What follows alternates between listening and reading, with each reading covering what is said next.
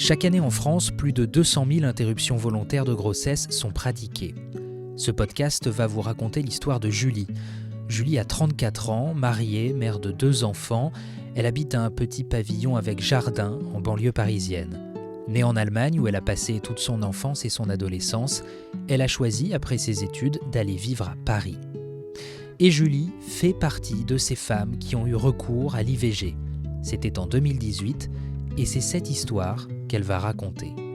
Je suis Simon Rubin, co-auteur et réalisateur de ce podcast. Le but de ce récit est avant tout pédagogique, partager les souvenirs d'un instant de vie pour que cela serve à celles et ceux qui en auraient besoin. Creuser un cas particulier pour, ce faisant, trouver un récit universel. L'occasion aussi de découvrir ce que peut représenter une IVG du point de vue d'une patiente, mais aussi de sa médecin. Alors bienvenue dans Juste un moment, une production Ipso Santé. Aux côtés de Julie, au fil des 4 épisodes qui composent cette série, vous allez rencontrer Yannick, son compagnon à l'époque et qui est aujourd'hui son mari, et la docteure Inès Dumortier, la médecin qui a pratiqué l'IVG de Julie. Épisode 1, la décision.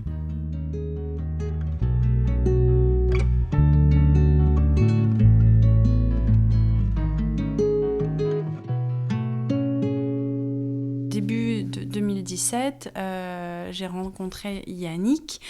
Alors du coup, c'est une rencontre Tinder. Moi, quand j'ai quitté Berlin, c'était la fin de ma dernière relation amoureuse. Et j'ai décidé de partir parce qu'aussi pour clore ce chapitre-là. Et puis après, j'étais un peu pendant 1 an célibataire où ça faisait longtemps que j'étais pas célibataire parce que je sortais d'une relation de 6 ans. Et beaucoup d'amis m'ont dit oui, pour rencontrer quelqu'un, il faut s'inscrire un petit peu sur les nouvelles applications, etc. Donc je me suis inscrite. Et, mais j'ai pas trop trouvé goût à ça. J'aimais pas trop ce genre de rencontre. Je suis assez, je pense, classique et j'aime bien rencontrer quelqu'un au resto, dans le bar ou dans la rue.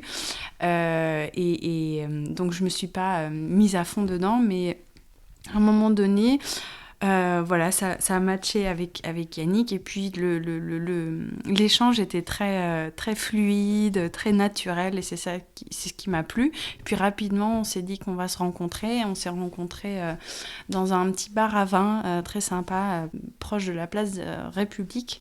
C'est quelqu'un de très rigolo, de très passionnel et donc c'était une relation très fusionnelle dès le départ et donc on s'est jamais quittés, on a tout fait ensemble et puis et c'est toujours ce côté-là que j'aime beaucoup. Il est à fond dans ce qu'il fait et puis aussi il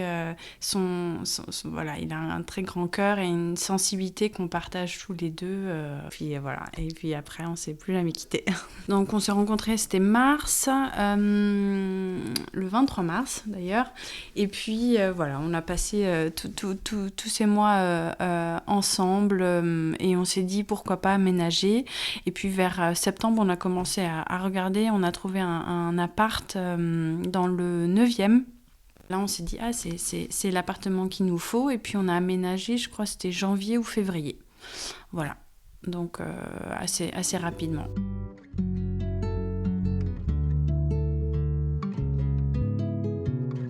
J'ai eu que 3 très longues relations dans ma vie et donc du coup je me suis rapidement informée et protégée en fait lors des rapports et surtout j'ai pris la contraception, la pilule très tôt, vers l'âge de 16 ans.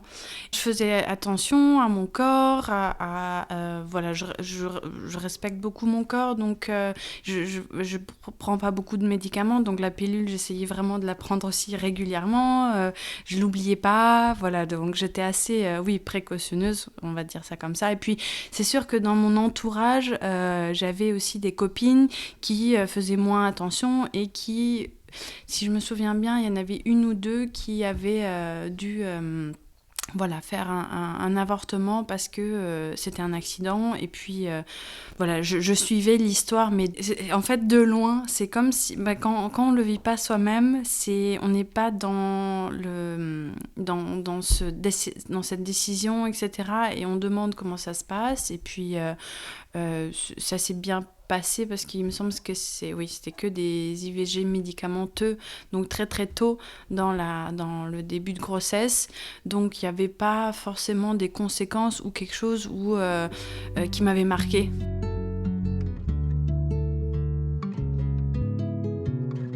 Du coup, j'avais arrêté la pilule déjà avant de le rencontrer, parce que voilà, il y a toutes ces questions autour de la dépression, du changement d'humeur, etc., qui peut être impactant quand on prend des hormones et la pilule. Et donc, comme moi, je suis assez consciencieuse de mon corps et que je pense que j'essaie d'avoir un mode de vie assez sain, je voulais plus trop faire ça à mon corps, alors que j'étais plus dans une relation stable. À ce moment-là, je me suis toujours protégée pendant les rapports, mais comme j'avais pas une relation amoureuse à long terme à ce moment-là, la question ne se posait pas. En revanche, quand on s'est rencontrés, après, voilà, on s'est toujours protégés. Et puis, moi, j'avais une application et j'ai un cycle de règles qui est très, très régulier. Et donc, je regardais par rapport à cette application l'ovulation. Et puis, j'essayais de voir et d'écouter mon corps. Et par rapport à ça, voilà, on essayait de voir par rapport à cette application. Et donc arrive ce mois de juillet 2018. Donc au mois de juillet, on est invité à Bordeaux à une très grande fête d'anniversaire d'amis. Et c'est vrai que ce week-end-là, on a donc fait tout le week-end, on a fait la fête. Et il me semble que j'ai pas trop regardé l'application à ce moment-là. Et du coup, c'est directement arrivé. Je suis tombée enceinte. En fait, j'ai un retard de règles et je le dis directement à Yannick. Et j'ai dit, c'est vraiment bizarre. Je le sens pas. Il y a un truc qui est bizarre. J'ai pas mes règles et c'est pas normal. Donc je pense qu'il me dit, oui, viens, on achète directement un test. Mais directement, j'ai une sensation d'angoisse, en fait, parce que je regarde sur l'application et je me dis, ah mince, ça tombe, et on regarde ensemble, ça tombe exactement sur le week-end où on a fait la fête tout le week-end, où on a beaucoup bu, où on s'est éclaté, et ça tombe exactement ce moment-là. Et donc, je pense que je commence à pleurer directement, et je me dis, ah mince, ça tombe à un moment où on n'a même pas... où on ne s'était pas préparé. Donc c'est arrivé spontanément. Et là, l'ambiguïté a commencé, en tout cas chez moi, c'était je me suis dit, oh mince, je le voudrais parce que c'est la bonne personne avec qui je vais avoir des enfants. Je me suis dit ça très rapidement, mais c'est peut-être pas le bon moment. Donc j'ai commencé à avoir des doutes. Et déjà d'avoir ces doutes-là, etc., je voulais pas qu'une grossesse commence en pleurant. Voilà.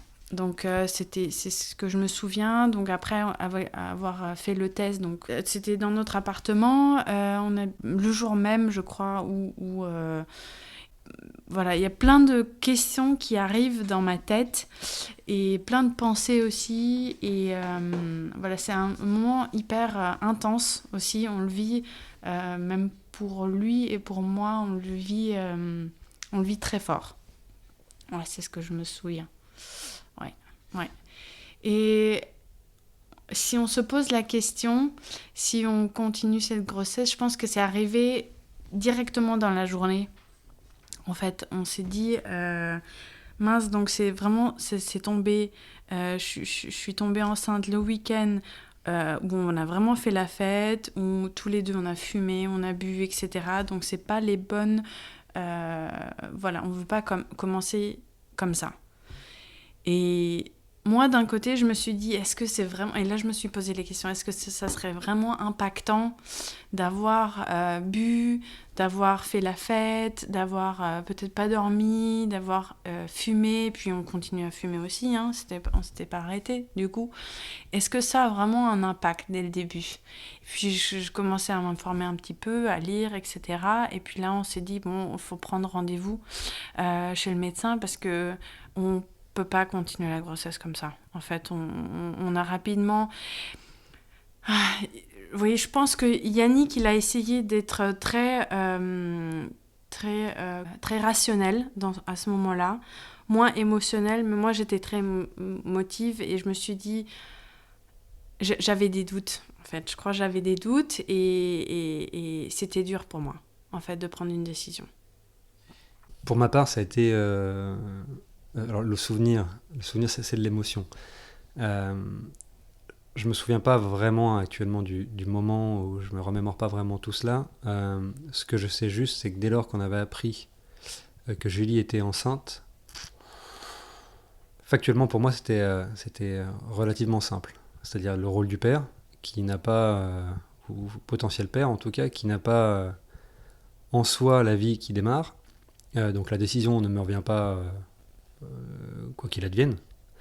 En revanche, de pouvoir me projeter et me dire que la situation actuelle ne correspond pas aux ambitions qu'on avait. Ça signifie quoi? Ça signifie qu'avoir un bébé sur le moment, qui n'était pas prévu, donc en soi qui n'est pas un problème, hein, dès lors qu'on est prêt, mais justement, on n'était pas prêt. En fait, pour faire droit au but, pour moi, on n'était pas prêt. On n'était pas prêt à avoir ce bébé-là, à l'accueillir. Il y a une chose qui est très importante, et aussi parce qu'on est nous ce qu'on est. Moi, je suis issu d'une famille catholique, donc il y a eu aussi forcément ce débat intellectuel, hein, et qui s'est fait aussi très personnel pour moi. Donc il y a à la fois ôter la vie, parce que c'est important, c'est le démarrage d'une vie, c'est une âme potentielle qui est là, et de se dire est-ce qu'on garde et on y met un stop, ou donc c'est peser le pour et le contre avec la vie qu'on a et ce qu'on va pouvoir offrir à cet enfant. Et pour moi, qui était très important, au regard de ce que j'ai pu vivre dans mon enfance aussi, hein, et ce que d'autres vivent, de me dire que je vais donner toutes les chances à mon enfant pour être heureux, pour être bien, pour avoir tout ce dont il a besoin, ne serait-ce qu'un minima. Et je pense qu'à cette époque-là, j'étais pas prêt à transmettre des bonnes choses à ce futur enfant-là. Donc ça, on l'a partagé avec Julie. On a beaucoup échangé dessus. Je pense que de toute façon, il n'y avait pas à convaincre qui que ce soit, hein, c'était chacun son avis, mais le mien était plutôt clair sur le moment, en me disant qu'on n'était pas prêt, pour ça, que la médecine nous permet de réaliser ces choses-là aujourd'hui, et de façon, je dirais, plus tranquille et sereine. Donc voilà, ça a été plutôt comme ça l'instant où on l'a découvert. Parce que, encore une fois, c'est très personnel. C'est ce que j'ai vécu dans mon enfance, avec un papa qui n'était pas là, en tant que tel, et je voulais surtout pas redonner ça à mon enfant, à mon futur enfant. Il était là, hein, j'avais un père, je veux dire, mais il m'a pas du tout donné ce que j'attendais, et quelque part ce que je veux donner aussi à mon enfant, à ma fille, à mon fils. Je veux faire partie de ça, de leur vie, jusqu'au bout de la mienne. Et ça, à ce moment-là, j'étais pas prêt. La décision reste à la main de la maman, parce que c'est la maman qui porte l'enfant, c'est la maman qui porte l'embryon, c'est la maman qui porte la vie. Donc, et peut-être que j'ai convaincu Julie, hein, ça je saurais pas le dire, mais donc voilà, j'avais mon rôle à jouer, j'avais des mots à dire, que j'ai dit, et qui sont très simplement aussi comment accueillir cet enfant en fait. Et il faut se poser cette question-là, je pense qu'elle est primordiale. Comment accueillir un enfant, qui soit voulu ou pas voulu d'ailleurs, hein, la question elle est vraiment pas là, c'est est-ce que sur le moment où on apprend que nous allons devenir parents, est-ce qu'on est prêt à tenir l'engagement d'être de bons parents? Et ça, je pense que c'est une question que tous parents doivent se poser. C'est énorme. Pour moi, on n'était pas prêt sur le moment à le faire.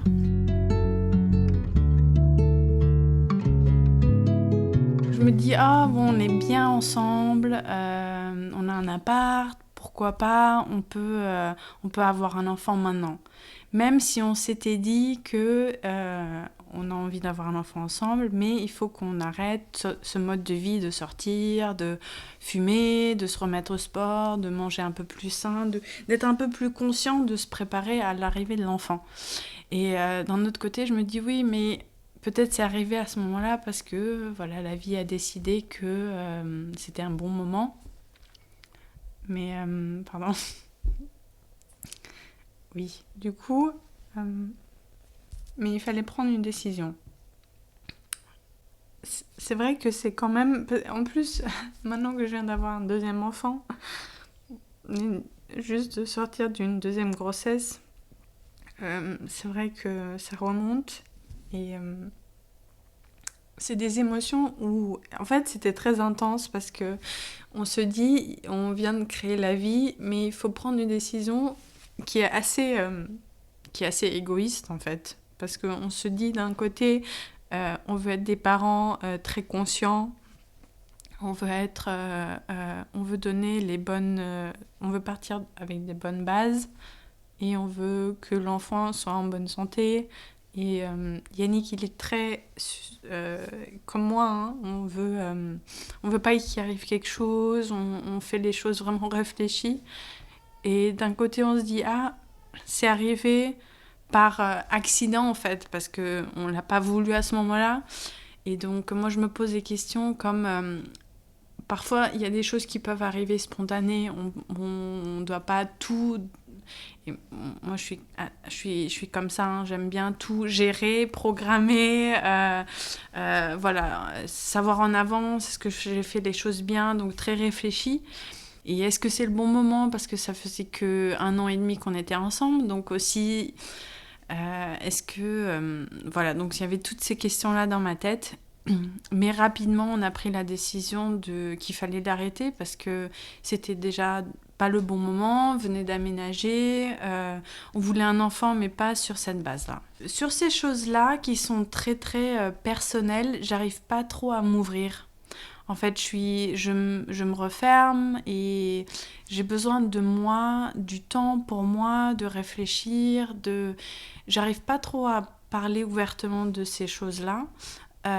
Et comme on a longuement parlé aussi avec Yannick, on a échangé énormément sur ce sujet et je le sentais pas parce que aussi je voulais que ce soit ma décision. Je voulais que personne influe ou me dise quoi faire. Je me suis ouverte après. Voilà, je voulais pas être influencée. Même avec ma mère, je sais que par exemple, elle m'a soutenue après quand je lui ai annoncé aussi, mais dans ce moment-là, elle a dit « Ah, mais c'est pas grave, garde-le, c'est quelque chose de génial qui t'est arrivé. » Elle aurait eu plutôt un discours comme ça. Voilà, je voulais que ce soit moi, ma décision, dans ce moment-là. Voilà, j'avais besoin d'être dans ma bulle toute seule, voilà, pour vivre ce moment-là et le partager avec personne d'autre. Parce que c'est vrai que ça concerne que moi, mon corps, et puis bien sûr avec Yannick. Yannick s'est forgé une décision, et Julie aussi. Mais elle se questionne encore, d'autant plus qu'une fois la décision prise, une fois le cabinet médical appelé, il faut attendre. 3 jours d'attente. Les nuits sont courtes, on ressasse, on se questionne, on cogite non pas pour remettre en cause la décision, mais plutôt pour la tester, pour l'éprouver, apprendre déjà à vivre avec. Peut-être on a dormi 1 nuit, 2 nuits, je m'en souviens plus exactement, mais c'était très rapide. Et j'ai rapidement appelé pour prendre rendez-vous. Voilà, je pense que je voulais aussi avoir un côté rassurant ou un avis médical sur la chose, parce que comme je ne m'étais pas informée avant, qu'est-ce que ça veut dire une interruption de grossesse à ce moment-là ? Est-ce que c'est déjà trop tard ? Est-ce que c'est une opération ? Est-ce que c'est médicamenteux ? Donc moi, comme j'aime bien m'informer sur tout, j'ai essayé de regarder directement sur Internet, de trouver toutes les infos. Je me souviens en fait, on pense qu'à ça, on se dit est-ce qu'on prend la bonne décision ? Est-ce que ça va pas avoir un impact aussi sur mes futures grossesses que j'aimerais avoir un jour ? Et je me pose plein de questions et donc je vis plus, en fait, je vis dans une parenthèse, vous voyez, dans une sorte de bulle où je me dis est-ce que c'est une bonne chose ? Donc à ce moment-là, j'arrête pas de fumer non plus, peut-être, je crois que je fumais beaucoup et même Non, je sais plus. Je pense que j'avais perdu aussi l'appétit. Donc, c'était un moment un peu compliqué aussi. C'était peut-être, je me rappelle aussi, on s'était un peu même pris la tête avec Yannick.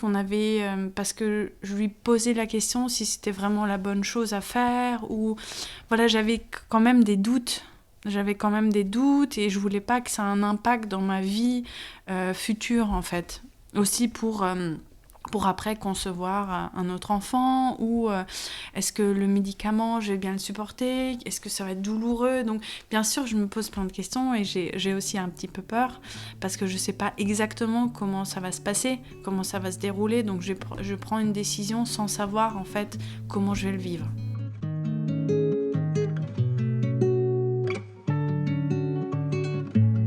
Ainsi s'achève le premier épisode de notre série. Merci infiniment pour votre écoute. Si vous jugez ce podcast utile, n'hésitez pas à le partager, parlez-en, commentez et notez-le sur votre appli de podcast. Juste un moment est une série coécrite et réalisée par la docteure Inès Dumortier et Simon Rubin. Elle est produite par Ipsos Santé. Ipsos Santé, c'est un collectif de médecins, infirmiers, infirmières et sages-femmes, ainsi que d'autres personnes non soignantes qui portent ensemble un réseau de cabinets médicaux inclusif et bienveillant. La musique originale que vous entendez est signée d'un autre membre d'Ipsos Santé, Kevin Hems. Dans le prochain épisode, nous parlerons du rendez-vous IVG en croisant les souvenirs de Julie et le regard de la médecin qu'elle a rencontrée à l'époque, la docteure Inès Dumortier.